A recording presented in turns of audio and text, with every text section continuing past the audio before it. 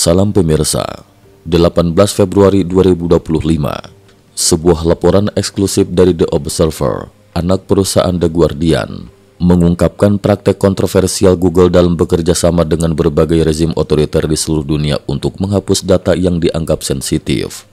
Laporan tersebut mengungkap bahwa kerjasama ini telah berlangsung lama, melibatkan penghapusan informasi dari institusi seperti Kremlin Rusia dan Partai Komunis Tiongkok. Ratusan permintaan dari berbagai negara. Sejak tahun 2011, Google telah menerima permintaan penghapusan data dari sekitar 150 negara atau wilayah. Menariknya, data dari Rusia menyumbang hampir 60% dari total permintaan tersebut.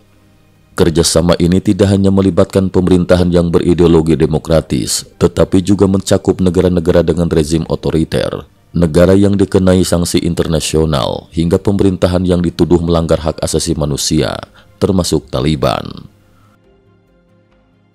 Tekanan dari pemerintahan Rusia dan Tiongkok.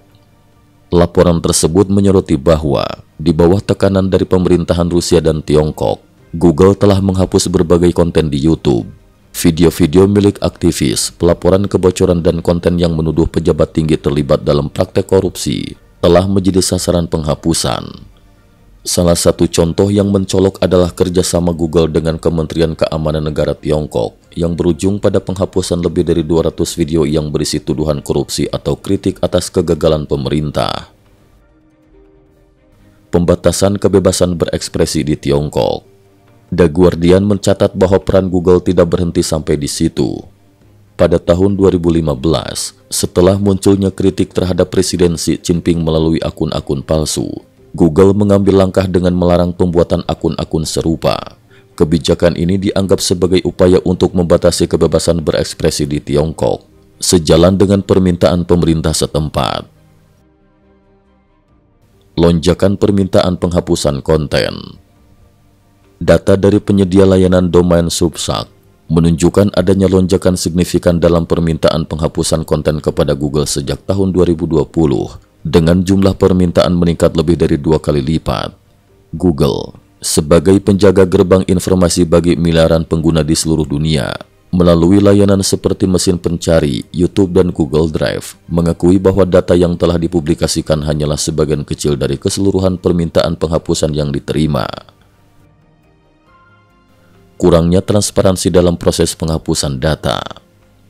Meski demikian, Google belum mengungkapkan secara rinci kapan mereka menyetujui permintaan penghapusan dari pemerintah atau bagaimana proses pengambilan keputusannya. Sejak 2011, pemerintah Amerika Serikat sendiri telah mengajukan lebih dari 12.000 permintaan penghapusan informasi. Namun Google hanya mengungkapkan kurang dari 40 detail permintaan tersebut. Menurut Chief Security Officer dari Substack, penting bagi publik untuk memahami proses ini, mengingat banyaknya permintaan yang berkaitan dengan konten politik dan kritik terhadap tindakan pemerintah yang berpotensi disalahgunakan untuk menekan oposisi.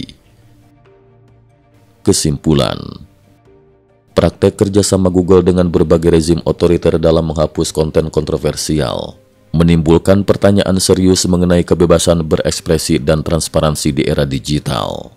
Dengan miliaran pengguna di seluruh dunia, peran Google sebagai penjaga informasi menjadi sangat krusial, terutama ketika keputusan penghapusan data dapat mempengaruhi opini publik dan dinamika politik di berbagai negara. Publik ini semakin mendesak agar perusahaan teknologi besar seperti Google meningkatkan keterbukaan dan akuntabilitas dalam proses pengambilan keputusan terkait penghapusan data. Cukup sekian dulu, terima kasih atas perhatiannya. IT News juga memiliki channel di platform kancing.com.